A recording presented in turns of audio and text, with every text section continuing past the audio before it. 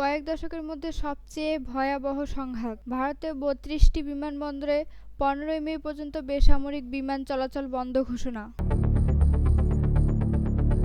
ভারতের সেনাপ্রধানের ক্ষমতা বাড়ালো কেন্দ্রীয় সরকার। রাতভর গোলাগুলির পর দিনভর দোষারোপ। ভারত পাকিস্তান উত্তেজনা, আকাশে ক্ষেপণাস্ত্র, নিদ্রাহীন রাত।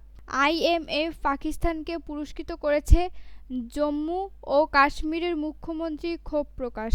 ভারতের ১২টি ড্রোন অকার্যকর করার দাবি পাকিস্তানের। ভারতকে সমুচিত জবাব দেওয়ার অনুমতি পেল পাকিস্তান সেনাবাহিনী। ছিলেন সংবাদ শিরোনাম, এখন বিস্তারিত।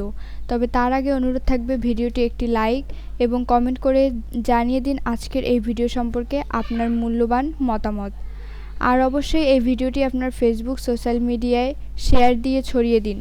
আর জানিয়ে দিন আপনি কোথা থেকে বা কোন জেলা থেকে দেখছেন বা শুনছেন। অনুরোধ থাকবে আপনি যদি আমাদের চ্যানেলটিতে নতুন হয়ে থাকেন তাহলে অবশ্যই চ্যানেলটি সাবস্ক্রাইব করে পরবর্তী আপডেট পেতে চোখ রাখুন আজকের বাংলা খবরে। ইসলামাবাদের সাধারণ মানুষ পাক ভারতের মধ্যে চলমান উত্তেজনাকে গত কয়েক দশকের মধ্যে সবচেয়ে ভয়াবহ সংঘাত বলে অভিহিত করেছেন। ব্রিটিশ সংবাদ মাধ্যম BBC এর এক প্রতিবেদক ইসলামাবাদের একটি বাজারে কয়েকজনের সঙ্গে কথা বলেছেন। যদিও স্থানীয়দের মধ্যে তেমন আতঙ্ক দেখা যাচ্ছে না, তবে সংঘাতের পরিণতি নিয়ে উদ্বেগ প্রকাশ করেছেন তারা। স্থানীয় এক দোকানদার বিবিসির প্রতিবেদককে বলেন, ক্রমবর্ধমান প্রতিহিংসার জন্য ভারত ও পাকিস্তান একে অপরকে দোষ দিচ্ছে। তিনি বিশ্বাস করেন, পাকিস্তান সেনাবাহিনীর জবাব দেওয়া ছাড়া আর কোনো উপায় ছিল না। তিনি এই সংঘাত থেকে বেরিয়ে আসার কোনো সহজ পথ দেখছেন না। তিনি বলেন, আমি আমার নিরাপত্তা নিয়ে খুব বেশি চিন্তিত নই, তবে জানি না এই যুদ্ধ কিভাবে শেষ হবে। যুদ্ধ উভয় দেশের মানুষের জন্য খারাপ, তাদের ধর্ম যাচাই হোক না হোক। ভারতের অপারেশন সিন্দুর এক জবাবে অপারেশন বুন-ইয়ানুম মারদৌস ঘোষণা করেছে পাকিস্তান। একের পর এক হামলা পাল্টা হামলায় সীমান্তে বাড়ছে উত্তেজনা। এ অবস্থায় উত্তর ও পশ্চিম ভারতের ৩২টি বিমানবন্দরে বেসামরিক বিমান চলাচল আগামী বৃহস্পতিবার ১৫ মে পর্যন্ত স্থগিত করেছে বেসামরিক বিমান চলাচল মহাপরিদপ্তর DGCA। টাইমস অফ ইন্ডিয়ার প্রতিবেদনে বলা হয়, ড্রোন হামলা ও সামরিক উত্তেজনার প্রতিবেদন পাওয়ার পর বিমান চলাচলের নিরাপত্তা জোরদার করার লক্ষ্যে এই সতর্কতামূলক ব্যবস্থা নিয়েছে DGCA। এই স্থগিতাদেশের ফলে লেহ, অমৃতসর, চণ্ডীনগর, জয়পুর এবং বিকানের সহ বেশ কয়েকটি প্রধান ও আঞ্চলিক বিমানবন্দরের কার্যক্রম বন্ধ আছে।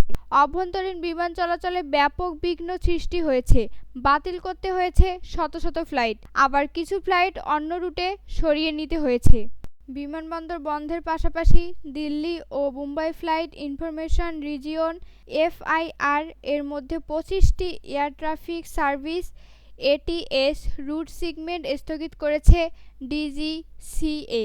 এতে শুধু ভারতীয় বিমান সংস্থাই নয়, ভারতীয় আকাশপথ ব্যবহারকারী বেশ কয়েকটি আন্তর্জাতিক এয়ারলাইন্সের কার্যক্রমও ব্যাহত হয়েছে।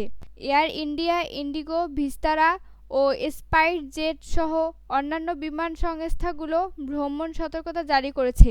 তারা কার্যক্রম বন্ধ হওয়া বিমানবন্দরগুলোতে ফ্লাইট বাতিল করেছে এবং যাত্রীদের পূর্ণ অর্থে ফেরত বা বিনামূল্যে পুনর্নির্ধারণের সুবিধা দিচ্ছে। আন্তর্জাতিক বিমান সংস্থাগুলোর মধ্যে ইউনাইটেড এয়ারলাইন্স, লুফথানসা ও কোরিয়ান এয়ার তাদের ফ্লাইট রুট পরিবর্তন করেছে। তবে ভারত ও পাকিস্তানের আকাশসীমা এড়িয়ে চলতে হওয়ায় যাত্রার সময় এবং খরচ বেড়ে যাচ্ছে। যুদ্ধের উত্তেজনা বাড়তে থাকায় সেনাপ্রধানের ক্ষমতা বাড়িয়ে দিয়েছে ভারত সরকার। গতকাল ৬ মে জারি করা এক বিজ্ঞপ্তিতে বলা হয়, টেরিটোরিয়াল আর্মি নীতিমালা ১৯৪৮ এর ৩৩ নম্বর ধারা অনুযায়ী সেনাপ্রধানকে টেরিটোরিয়াল আর্মি প্রত্যেক কর্মকর্তা ও সদস্যকে প্রয়োজন অনুযায়ী নির্দেশ দেওয়ার ক্ষমতা দিয়েছে কেন্দ্রীয় সরকার। নিরাপত্তার দায়িত্ব পালনে বা নিয়মিত সশস্ত্র বাহিনীকে সহায়তা পূর্ণমাত্রায় মোতায়েনের উদ্দেশ্যে এ সিদ্ধান্ত নেওয়া হয়েছে। পাকিস্তানের সঙ্গে উত্তরের ও পশ্চিমের সীমান্তের উত্তেজনা বাড়ার প্রেক্ষাপটে এ সিদ্ধান্ত নেওয়া হয়েছে। এদিকে ভারত অপারেশন সিন্দুর এর জবাবে পাকিস্তান অপারেশন বুন-ইয়ানুম মারসুস ঘোষণা করেছে। আর এ অবস্থার মধ্যে ভারতের এই সিদ্ধান্ত বুঝিয়ে দিল তারা নিজেদের সামরিক শক্তি গুছিয়ে নিচ্ছে। ভারতের সশস্ত্র বাহিনীর একটি রিজার্ভ ফোর্স এই টেরিটোরিয়াল আর্মি। এটি মূলত নাগরিক নিয়ে গঠিত যারা নিজেদের মূল পেশার পাশাপাশি দেহের নিরাপত্তার জন্য সেবা প্রদান করেন। ভারত ও পাকিস্তানের মধ্যে সামরিক সংঘাত বেড়ে চলেছে। আক্রান্ত হচ্ছে বেসামরিক মানুষ। বিশেষ করে গভীর রাত হলেই দুই পক্ষের মধ্যে সংঘাত বেড়ে যাচ্ছে। আর দিনে চলে উভয় পক্ষের পাল্টাপাল্টি দোষারোপ। গত বৃহস্পতিবার দিবাগত রাতেও ভারত নিয়ন্ত্রিত কাশ্মীরের জম্মু ও পাঞ্জাবের পাঠানকোটে হামলা হয়েছে। জম্মু ও পাঠানকোট এখন রাত নামলে অন্ধকারাচ্ছন্ন হয়ে যাচ্ছে। এদিকে গতকাল শুক্রবার সকাল থেকে শুরু হয়ে যায় পাল্টাপাল্টি দোষারোপ। ভারতের অভিযোগ পাকিস্তান তুরস্কের তৈরি ড্রোন ব্যবহার করে হামলা চালাচ্ছে। আর পাকিস্তান অভিযোগ করেছে ভারতও বড় ধরনের সংঘাতের দিকে টেনে নিয়ে যাচ্ছে পাকিস্তানকে। পাল্টাপাল্টি এই হামলার জেরে ইন্ডিয়ার প্রিমিয়ার লিগ IPL এক সপ্তাহের জন্য স্থগিত করা হয়েছে। পাকিস্তানও তাদের টি-টোয়েন্টি লিগ পাকিস্তান সুপার লিগের ভেন্যু পরিবর্তন করে সংযুক্ত আরব আমিরাতে নিয়ে গেছে।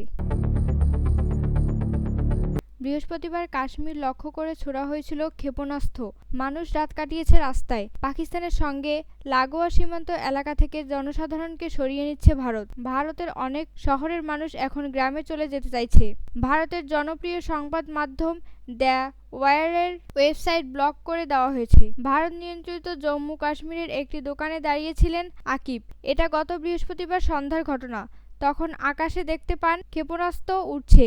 এমনকি সন্ধ্যা ও তারপর ব্যাকগ্রাউন্ড এর মধ্যে বিকট শব্দ শোনা গেল। মানুষ রাস্তায় ছোটাছুটি শুরু করলো। 24 বছরের আকিব বললেন, আমরা দেখলাম আকাশে ক্ষেপণাস্ত্রগুলো ফুটে গেল।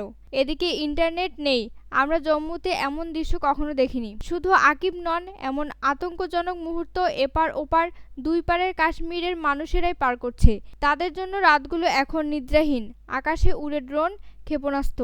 এমন পরিস্থিতি সম্প্রতি দেখা যায়নি। ভারতের কাশ্মীর ও পাকিস্তানের আজাদ কাশ্মীরের দুই প্রজন্ম আসলে যুদ্ধ দেখেনি। তারা এমন ব্যাকগ্রাউন্ডও দেখেনি। 1999 সালে কার্গিল যুদ্ধ হয়েছিল। সে সময় হতাহতের সংখ্যা 3 অঙ্ক ছুঁয়েছিল। পাকিস্তানকে $1 বিলিয়ন ঋণ অনুমোদন দেওয়ার আন্তর্জাতিক মুদ্রা তহবিলের IMF উপর ক্ষোভ প্রকাশ করেছেন জম্মু ও কাশ্মীরের মুখ্যমন্ত্রী ওমর আবদুল্লাহ। ভারতের সঙ্গে চলমান উত্তেজনার মধ্যে এই ঋণ অনুমোদন নিয়ে প্রশ্ন তুলেছেন তিনি। ঋণ অনুমোদিত হওয়া নিয়ে অসন্তুষ্ট প্রকাশ করে আজ শনিবার ওমর আবদুল্লাহ বলেন, যখন IMF পাকিস্তানকে পুরস্কৃত করেছে তখন আন্তর্জাতিক সম্প্রদায় কিভাবে ভাবে যে এই উপমহাদেশের চলমান উত্তেজনা দ্রুতই কমে আসবে। ভারতের 12টি ড্রোনকে অকার্যকর দাবি করেছে পাকিস্তান। দেশটির সশস্ত্র বাহিনী বিষয়টি দাবি করেছে। পাকিস্তানের বিভিন্ন অঞ্চলে এই ড্রোনগুলো অকার্যকর করা হয়েছে। পাশাপাশি দেশ জুড়ে সতর্ক অবস্থানে আছে পাকিস্তান নিরাপত্তা বাহিনীগুলো। বার্তা সংস্থা AFPর প্রতিবেদন থেকে এ তথ্য জানা গেছে। পাকিস্তান সামরিক বাহিনী আজ বৃহস্পতিবার জানিয়েছে বিভিন্ন স্থানে 12টি ভারতীয় ড্রোন অকার্যকর করা হয়েছে। এগুলোর বিরুদ্ধে সারা দেশে অভিযান চলছে বলেও জানানো হয়। ড্রোন হামলায় এক বেসরকারি নাগরিক নিহত এবং 4 পাকিস্তানি সেনা আহত হয়েছেন বলেও জানান সশস্ত্র বাহিনী। দুই পারমাণবিক শক্তিধর দেশের মধ্যে গত 2 দশকের মধ্যে সবচেয়ে ভয়াবহ সংঘাতের একদিন পর ঘটল এই ঘটনা। পাকিস্তানের সামরিক বাহিনীর মুখপাত্র আহমেদ শরীফ চৌধুরী বলেন, গত বুধবার রাতে ভারত বিভিন্ন স্থানে ড্রোন পাঠিয়ে আরও একটি অগ্রাসন দেখিয়েছেন। তিনি বলেন, এই কার্যকলাপের কারণে মিয়ানতে একজন বেসামরিক নাগরিক শহীদ হয়েছেন। আহমেদ চৌধুরী বলেন, অভিযান অব্যাহত এবং সেনাবাহিনী যখন বলেছে তখন বেশ কয়েকটি অকার্যকর করা হয়েছে। ভারতের হামলার জবাব দেওয়ার জন্য পাকিস্তান সেনাবাহিনীকে অনুমোদন দিয়েছেন দেশটির প্রধানমন্ত্রী শাহবাজ শরীফ। পাকিস্তানের প্রধানমন্ত্রীর কার্যালয় জানিয়েছে, সশস্ত্র বাহিনীকে ভারতের হামলার বিপরীতে সমুচিত ব্যবস্থা নেওয়ার অনুমতি দেওয়া হয়েছে। বার্তা সংস্থা রয়টার্সের প্রতিবেদন থেকে এ তথ্য জানা গেছে। পাকিস্তানের প্রধানমন্ত্রী শেহবাজ শরীফের কার্যালয় জানিয়েছে, ভারতের হামলার পর দেশটির সশস্ত্র বাহিনীকে সমুচিত ব্যবস্থা নেওয়ার অনুমতি দেওয়া হয়েছে। গতকাল মঙ্গলবার দিবাগত রাতে ভারত পাকিস্তান ও ভারত নিয়ন্ত্রিত আজাদ কাশ্মীরে হামলা চালায়। গত কয়েক দশকের মধ্যে দুই পারমাণবিক শক্তিধর দেশের মধ্যে এটি ছিল সবচেয়ে ভয়াবহ লড়াই। পাকিস্তান দাবি করেছে তারা ভারতের ৫টি বিমান ভূপাতিত করেছে, তবে ভারতের প্রতিরক্ষা মন্ত্রণালয়ের কর্মকর্তারা এই সংখ্যা নিশ্চিত করেননি।